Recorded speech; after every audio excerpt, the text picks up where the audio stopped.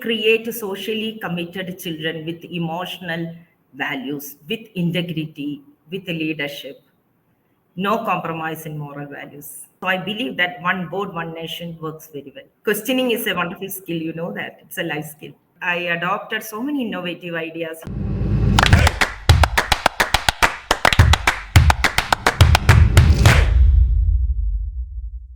Hello everyone, I'm Seema Chhoriya and I welcome you all to a brand new episode on Great Principles. We are often guilty of comparing ourselves to others, especially our own children.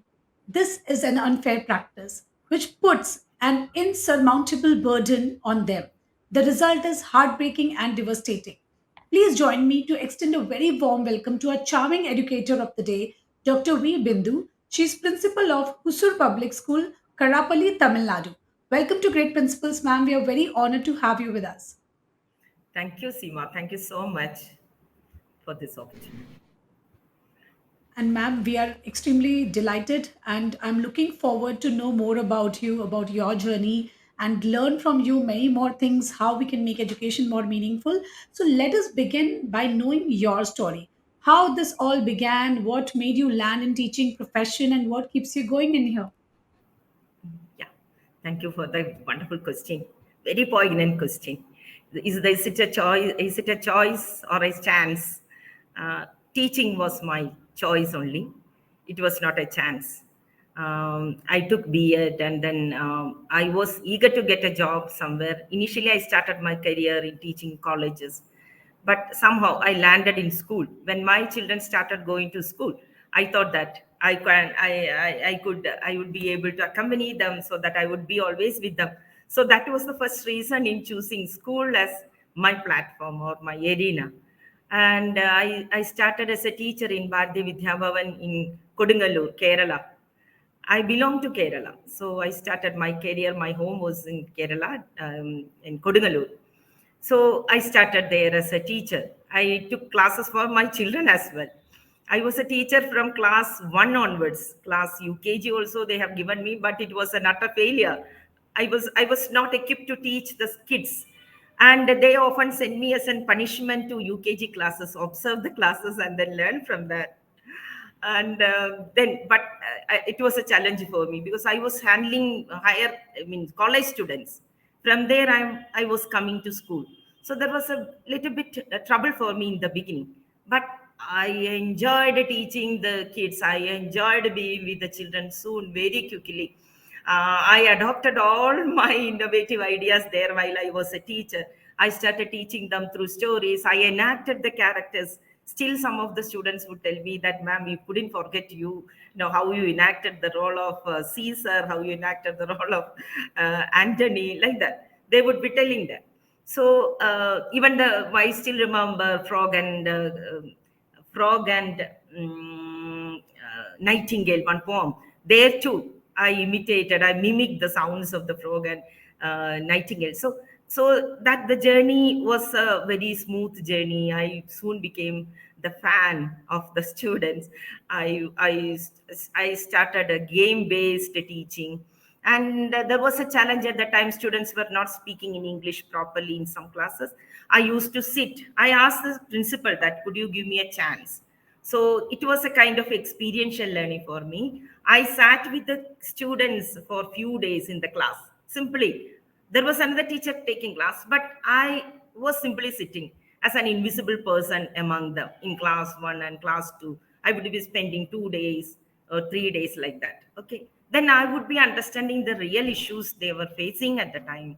Then that issues I tackled, and then that was a success for me, and the principal also, everybody congratulated me on that for that. And so that's the journey, and then soon I became the vice principal. Then I became the principal in 2017, sorry, 2007. I became the principal for the first time in another school in Kodungalur itself, Kerala. There too, I adopted so many innovative ideas. Like one was like Amma Tanali, in the shelter of mothers. I still remember the kind of encouragement and support I had. I got it because of that. The media, the press, everyone congratulated me. It was a very innovative idea. When I talked to the children, what was the something which troubled you in society, or what's something? Then they told that uh, alcoholism is something, drug abuse, and they told that the old age is something very crucial. They have seen some mothers and then old people alone, old age homes.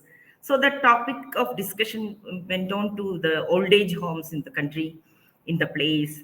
And then suddenly I got an idea that I told that, are you ready to go and live among some old age people, and then would love to hear their stories? They said yes.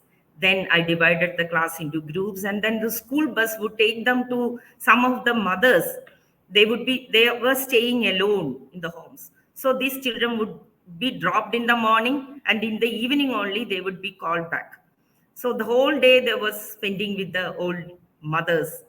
So they heard their stories. They cooked the food for them. They played games with them. They heard stories. They shared stories. So 1 week went on in that way, and they told in the end that they will never send their parents to old age homes. So it was an experiential learning. At that time, there was no CC, nothing was there. It was CBSE. This new innovations, no innovative practices were unheard of at the time. And later, when I joined in another school also, I implemented so many innovative ideas. So that was the journey. And then the last 2 years before, I got a CBSE award also for the best principal, 2019. Thank you. Wow, wonderful. So, when you become a teacher by choice, these are the innovations which take place because you are always filled with creative ideas to do something so that your children can learn better and better, and that is what we see. So we are very fortunate enough to have such a passionate teacher today. And congratulations for the award that you received. That is very well deserved. And you actually started the concept of these days we hear about human library, but you started it long back when no one was even aware of it. And these kind of experiences, when you hear it from people's or their own story, then you can relate it because their emotions are also intact in that. And that's a wonderful practice. I think these kind of visits should be encouraged more in schools even today. When we see that everyone is so much into technology and so lost, we need to connect with real people again. So I think these kind of practices would be really helpful. And ma'am, correct me if I'm wrong. I read that you're also PhD in English literature, right? No, in education, counseling, In in education counseling. counseling. All right, Yes. all Yeah. right. So, ma'am, I just started my show by talking about that. We have a habit of comparing ourselves with our children. So whenever children do something and we say हमारे time तो ऐसा नहीं होता था, we never got these privileges that you have. So what are your views for our dear parents that you should not compare your children with your achievements or your failures, or just talk to them about it, how you should not criticize children? So what would be your guidance to our dear parents? Yeah. Actually, comparison we often tell that don't compare with someone else, compare with yourself, your achievements. So that works. I have a practice of having lunch with the principal every day. Lunch with the principal, so every day two children will come to my room and they will sit with me and we'll have chit chat. So at that time I will be asking their aspirations, their goals. So then this comparison I can have. So do you think that you will be able to get more marks?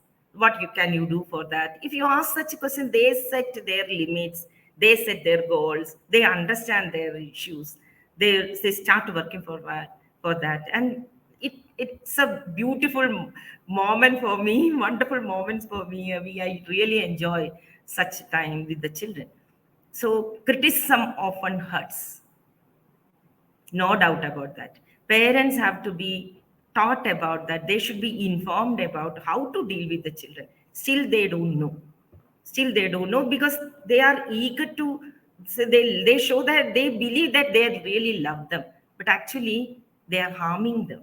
Most of them do not know that. They wonder, they are expecting too much. After this COVID also, after this COVID, initially 1 month they were quiet. After the 1 month, they started asking me, why, ma'am, why my son is not speaking well? why my son is not reading very well. So they were not patient enough. I told that which class your son is studying. Only in third. Be patient. That patience is missing. So constantly we have to educate, we have to interact with the parent. That's what I am doing. I am always in touch with the parents. And we can't blame them also. They are also their worries. We should understand. We should be empathetic with them as well. So I think, ma'am, you have brought it very beautifully that teach your children that only the person you have to defeat is your own self. When you try to push yourself above your limits, then nothing in this world is impossible for you. So that's beautifully, ma'am has shared with us that how we should teach our children that if you want to compare, then compare with your last achievement. So I really love this thought. So moving ahead to our very interesting segment of the show, which is called the rapid fire round. So, that, ma'am, here this is a very fast paced round and very fun round. So you have to answer me in one word or a sentence would do. Okay. So here goes my very first question to you. What are your hobbies? What you do in your recreational time? Watch movies. Watch movies. Wow. So which is your favorite movie and favorite actor? My favorite movies, many are there international. So I can't limit that in one sentence. I'm sorry about that. I love many good movies, international as well as national movies. Okay. And who is your favorite a celebrity that inspire you? Need not be from movies or need not be an actor. So a celebrity that inspire you. Um, Again, it's a tough question for me. Many are there. My teachers, normally, many of my teachers, and there are some doctors also who inspired me personally, but I don't know whether the audience will be knowing them. You talk about the celebrity. Yeah. Celebrity Mudugada. Have you heard about the magician Mudugada in I Kerala? I I I Yeah, haven't. I haven't, he ma'am. But actually, I'm yeah. sure the Carolite must be aware of Their the. lights must be aware of. He actually inspires me because he has started a school for the. He dropped his magical powers and everything, and he started a school for the different abled children. So he motivates me. Give me in one sentence core objective of a school. Is to create a socially committed children with emotional values, with integrity, with leadership, no compromise in moral values. Wow, beautifully described. Moving ahead to my next question.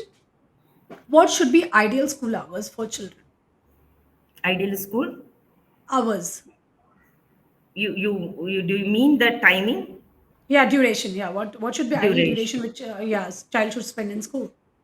Yeah, it should be 5. Now the Finland schools, they in Finnish they say that it's only 4. 4 hours they spend in school. Now, okay, in between 4 and 5. The less Do is you, the best. The less is the best, Seema. Now in yeah, India, we give a lot. There is no time for them to reflect. We give a lot of curriculum, lot of content, so they don't get time to reflect. So less is what I always consider as the best. true, very true. We are just running behind finishing the curriculum, but we are not understanding whether the children are grasping the concept and putting them into practice. Very true. Moving ahead to my next question. Do you think it is fair to assess all the students in class on the basis of similar question paper? Yeah, it is just like asking a one stitch pajama and asking everybody to wear the same. Yeah. This is, so, our practice is inclusive education. So, no, of course, no. We have to give questions as per their capacity. And also there is one more question which is related to this. Do you think that we should give children time to prepare and let them come up that yes, I'm prepared and take exam now? We have made this ritual that some auspicious months are there when all kids have to give examination. But when we talk about children learn at their paces. So what do you think? How should we, deal with this thing? NEP 2020 also says about a student paced. So they should be ready for the assessment. So assessment should match with their interest. So we are actually, putting everything on their head and they don't. So in setting the question paper, in setting the duration, in setting the question numbers, everything if we are giving to students, they will be more interested in that. Let them make question papers, Randomly everyone make question papers, and then you can pick from that, so they will love that. They themselves have prepared the questions. Wow, and even teachers' work would be reduced, right?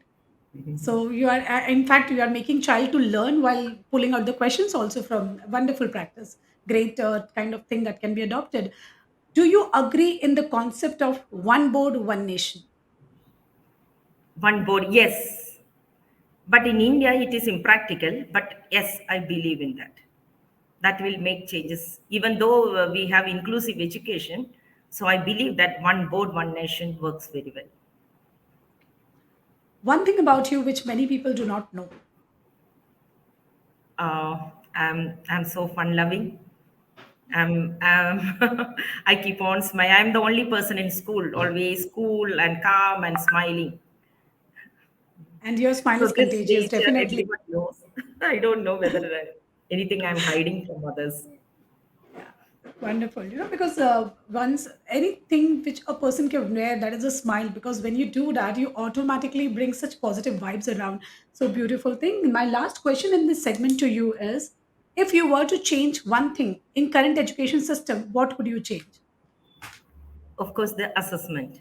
Of course, the assessment as well as the content. What to teach? That content part. It is huge. We have to reduce it quickly. At the earliest, we have to reduce. And the next part is the assessment. Children, they don't like the assessment. It is not as per their interest and their capability, and that is why the whole problem starts. Where the whole problem starts. Very true. So wonderfully answered all the question in this segment, and just connecting with the last questions answer of yours, ma'am. During pandemic, when there were no examinations or just MCQs given to the students, we also observed one thing as non-teachers, non-teaching staff, parents, that children didn't study. They didn't take study seriously. So when you call about no assessments or the assessment with the children don't like, how do you ensure that child has actually read the concept? There was I prepared a minimum level of learning manual for each child, each class. So Mhm. with the help of the teachers and with the help of the curriculum documents, we prepared for each class, each subject. So that was sent to the parents. So in this way I ensured that the minimum level of learning happened for the children during the COVID time also. When they came back after the COVID, again I was ensuring that they got what they had to receive in the last year, the previous year.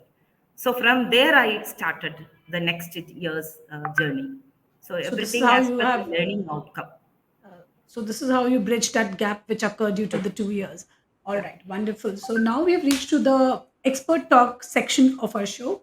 So, ma'am, here I would like to ask you about the theater education. What is theater in education and how it supports education? What are the benefits of theater?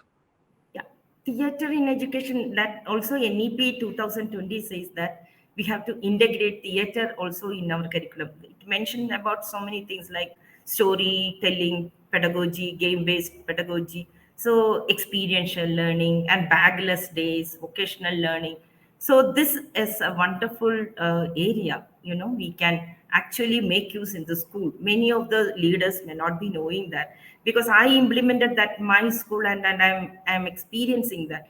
And the schools where they started this also, they have already expressed their views that it is working very well with the students, especially after the COVID. The kids were not able to express themselves. Now we have to provide a platform where they need to express their emotions and feelings and pent up feelings, everything, the sorrows, happiness, everything. And I think that theater is the best tool. It encompasses everything. It encompasses storytelling, it encompasses the culture, tradition, art form, communication skill, critical thinking, creativity, collaboration, what else? Everything. So, and moreover, the self confidence, self Yes. image. So, there won't be any stage fright, inhibitions will not be there. So, and even the social issues also can be tackled through that. Suppose gender equality is the SDG goal. Goal number 5 is gender equality. If there is a theater, if there is a skit involved, if we ask the students to make a skit based on this theme, then they would be expressing their opinion. So it's wonderfully, we will be able to catch And I believe that theater is a wonderful tool. And it even the children, who have some learning disabilities, for them also, they will not have this inhibition to mingle with others in the theater. It's a kind of Yeah. role play, make believe play. It's something natural also. You have you watched, the small kids, they often play Yeah. this beliefs kind of stories, and they enact. So it is something natural. It is actually inborn. These talents are inborn. Music is there, in that art is there. So and see, we can learn about the different art forms also, and body Mhm. language, voice modulation, career options. It paves the door to career, many, many career options. So I would love this theater as a wonderful tool in education. Certainly, ma'am. When we use the word theater as a layman, people just directly relate, "Acha, theek hai, this is acting or something like that." But theater is much more than that. And as you rightly said, it is about art, it is about creativity, it is about communication skill, it is about presentation, it is about expressing your emotions. So much learning is happening. I still remember when we were taught Shakespeare plays, the class used to sleep. And the next day, when ma'am would say, "Today we are going to enact the play," we all were full of energy and all have read what role we want to play, and everyone remembered that particular scene which we enacted. So this is the beauty of drama. There is so much learning happening, and I think, yes, theater education is must, and drama must be included in school education, very much required. It gives a lot of confidence to the child, which is the doorway to their future programs also. So this was Bindu ma'am sharing her insights with us. Thank you for sharing valuable knowledge, ma'am. I thoroughly enjoyed the conversation, and I'm sure my viewers has gained a lot. I and my team here at Great Principles, we feel very privileged to have you with us. Thank you so much. Thank you, Seema. Your questions are also excellent. That's why I was able to answer everything. Thank you so much. Questioning is a wonderful skill, that. It's a life skill. Thank you so much. Thank you so much.